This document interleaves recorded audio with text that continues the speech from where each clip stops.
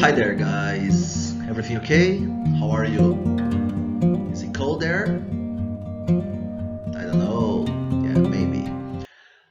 We're going to have today a different class based on reading and vocabulary, okay? As you know, we have been working with future forms. We did future forms last week, and we also worked with family vocabulary. So today we're going to mix those two things in a text comprehension. It's an exercise to understand a text about family members, right? First of all, I have a question to you. Who do you think has more advantages in the family? Being the only child or having brothers and sisters? When we have our synchronous class, I'm going to ask you that. And I'm going to ask you if you are only child, if you have brothers or sisters, if you are the oldest, the middle, or the youngest child. Okay? So let's start talking about this text. Just to remind you, the same text that is in the platform will be available there for you in PDF, okay? I'm going to record here for you, and you'll have it available in PDF in the platform if you want to print it or take notes. It's up to you. Let's start with the text, guys. As you can see, we have two short texts here. The first one talks about the younger brother, and the second talks about the only child. So let's understand first the first text. I'm going to read and stop in some moments depending on the vocabulary you might not understand. Yeah? The younger brother novelist Tim Lott. Rivalry between brothers is normal, but there was a special reason for the tension between us. I was very ill when I was born and spent 3 months in the hospital with my mother. My brother didn't see her at all during that time because he went to stay with an aunt. When our mother returned home, it was with a sick newborn baby who took all the attention. So for now, what do you see? You have some family members here. You have brother, you have mother, you have aunt. We saw these words in a few classes ago when we talked about family members. And pay special attention to the words rivalry and sick. They'll be important for a future exercise. But let's go on for now. No wonder, another word that's very important, guys. No wonder he hated me, although if you ask Jeff, he will say that he didn't. We remember things differently. My brother and I were completely different. We shared the same bedroom, but he was neat and I was really messy. Just some observation here. Do you know the difference between neat and messy? Neat is a person that's very organized, clean, everything the right place. Messy is the opposite, totally disorganized, totally clumsy, with things spread over the bedroom. So that's the idea, neat and messy. He was responsible, I was rebellious. He was sensible, I was emotional. I don't have any positive memories of our childhood together, though there must have been good moments. Jeff says we used to play cowboys and Indians, but I only remember him trying to suffocate me under the bed covers. My relationship with Jeff has influenced my attitude toward my own 4 daughters, another family member here, guys. If the girls fight, I always think the younger child is innocent. But the good news about brothers and sisters is that when they get older, they value each other more.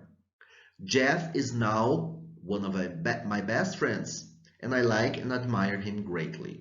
For better or for worse, we share a whole history. It's the longest relationship in my life. Yeah? Pay attention to the words rivalry, sick, no wonder, shared, childhood, fight, and value. These words will be important when we check the vocabulary exercise. So let me just erase here and continue.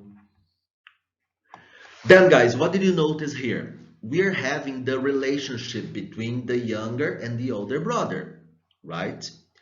Think about these questions. Um, how has the writer's experience as a child influence or affect him now? Think about that. We will discuss later in our synchronous class. And let's move now to the only child, journalist Sarah Lee. I went to a boarding school when I was 7, and the hardest thing I found was making friends. Because I was an only child, I just didn't know how to do it. The thing is that when you are an only child, you spend a lot of time with adults, and you are often the only child in a gathering of adults. Take notes, boarding school, adults, and a gathering. Yeah. Your parents go on living more or less the way they have always lived, and now you are there too. I found being an old child interesting because it gave me a view of the world of adults that children in a big family might not get. And I know it has, at least partly, made me the kind of person I am. I never like being one of a group, for example. If I have to be in a group, I'll try to go off and do something on my own. Future forms here, guys, remember? Or be with just one other person. I'm not comfortable with being one of a gang. Yes. Some observation here. As you know, we have been talking about future forms. And one of the future forms is the use of present continuous. But be careful because this word here, guys, I'm just going to point here for you. Being one of a group. The ing you have here doesn't represent continuous form. It's just because of the verb like. After preference verbs, example like, you need to use ing forms. Yeah? If I have to be in a group, I'll always try to go off and do something on my own. I'm not comfortable with being one of a gang. Again, B. My parents are divorced, and my mother lives in the US and my father in the UK. US, United States, UK, United Kingdom, England, London. I feel very responsible for them. I feel responsible for their happiness. I'm the closest relative in the world to each of them, and I'm very aware of that. So here you had some other words. Let's work the vocabulary, guys. Take a look there. Look at the highlighted words in the two texts and try to figure out their meaning. Ill. Which word means ill? Ill in Portuguese is doente. And what's the word in the text that also means ill? Simple, yeah? It's the word sick. It's no surprise that, guy. Take a look here. No wonder he hate me. It's difficult to imagine that he hated. It's no surprise that he hate me. That's the idea. What is a competition between two people? If you have two people competing, they are rivals. If they are rivals, we have the rivalry. Yeah? What is the time when you are a child? Easy. If you are a child, you live your childhood. So that's the vocabulary here. What is a meeting of people, guys? For example, a family, a reunion of people. A reunion is a gathering because when you gather, it means that you get together. If you get together, it's a reunion, you gather. This is something we are not able to do at the moment because of the pandemic, because of the quarantine. Gatherings are forbidden. Yeah? Next word. People who are fully grown. If you are fully grown, it means you are not a child, you are not a teenager, you are an adult. Yeah? Knowing about or being conscious of something. If you know about something, if you're conscious about something, it means that you are aware of. Yeah? This word is here at the end of the second text. A school where children can live during the year. In the past, we had those kinds of schools in Brazil. Students spent the whole day, they ate, they slept, they did all the activities there. That was called a boarding school. Boarding school is in the second text. Think that somebody or something is more important. If you think that, it's because you value the other more than this one. So the verb is value. Divided something between two or more people. This word is very common, is very used in social medias. When you have somebody's video or somebody's photo and you want to share in your platform. So shared is the word. Try to hurt somebody, guys. When you try to hurt somebody, it's because there is a fight. And finally, what is a group of friends? A group of friends can also be called a gang. This is the word gang. Vocabulary is simple, okay? Really good to have that. We are going to finish with it's a topic. I would call that a mini grammar topic. This is the mini grammar, each other. Many people confuse, guys, each other with the reflexive pronouns themselves, myself, yourself, herself. What is the idea of each other here? Pay attention.